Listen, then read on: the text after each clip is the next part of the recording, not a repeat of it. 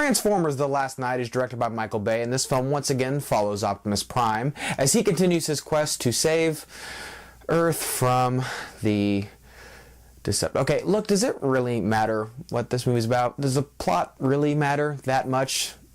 They've made 5 of these now, and I've seen the most recent installment into this franchise.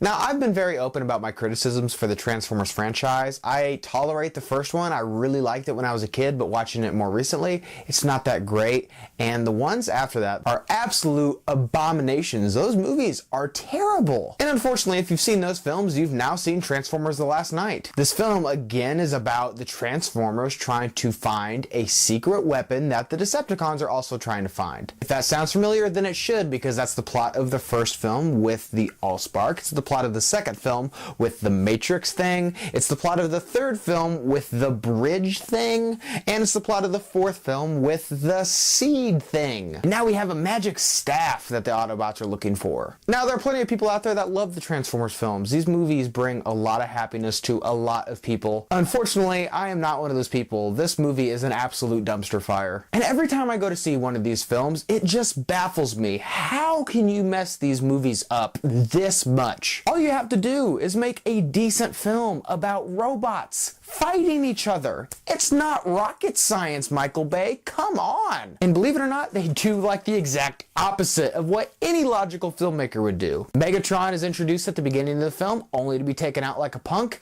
and then he returns at the end of the movie, nowhere to be found in the middle. And Optimus Prime, the most famous Transformer of all, the guy who is on the freaking poster of this movie, is absent for about probably like 90% of it. And the only Transformers that you really have to play with in this movie is Bumblebee, the John Goodman one, a very uncomfortable racial stereotype, and then some other Decepticons that are introduced with title cards exactly like in Suicide Squad. And when you're not with them, you're with Marky Mark, who wasn't particularly compelling in the first one, and discount Megan Fox. Now, Michael Bay is usually the one that gets the finger pointed at when it comes to these films. A lot of the criticism falls on his shoulder. Right or not, it does. And there are some negative things that he's typically known for these movies. So if you're going into this film hoping to avoid racially inappropriate stereotypes, you're going to be disappointed because he does it again. And if you're hoping to go in this movie and see your female leads hopefully not be overly sexualized, you're going to be disappointed because, well, he does it again. And if you're going into this movie hoping to spend a lot more time with the Transformers and a lot less time with the humans, you're going to be disappointed because guess what?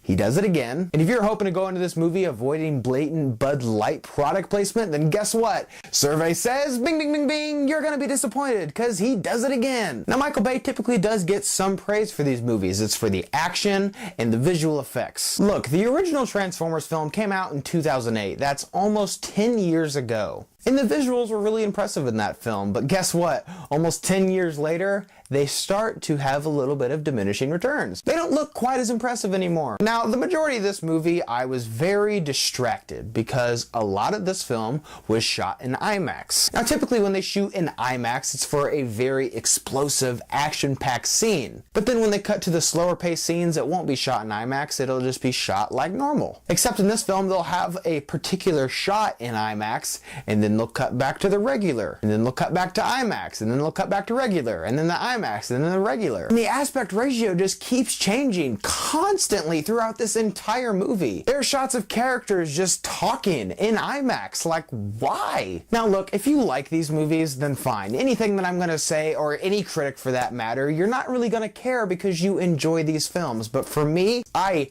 hated Transformers: The Last Knight. But even the people that are really diehard fans of this franchise, I feel like probably aren't gonna like this movie as much because of 2 big reasons. Megatron and Optimus Prime. Both of those characters are hardly in this movie at all. And once again, when you market your film of being an Optimus Prime, no pun intended, vehicle, and then when you watch the movie and Optimus Prime is in it for maybe like 15 minutes tops, you're probably gonna leave a little disappointed. Guys, I really don't want to dedicate any more time to this film than I already have. This is nearly a 2.5-hour long movie, so I feel like I've shot away portions of my life that I'm really never gonna get back, because this is a terrible film. It's without a doubt gonna be in my top 5 worst movies of the year, like no question. But it really doesn't matter what I think. This movie's probably gonna make a ton of money, and we're probably gonna get like 5 or 6 more Transformers movies, so I guess I'll see you then. Guys, did you see Transformers the last night? What did you think about it? Leave your thoughts and opinions down below. And as always, guys, thank you so much for watching today. I hope you liked today's video. And if you did, click on the link down below. Subscribe to my channel to see more reviews and related things. Guys, thank you so much for watching and see you next time.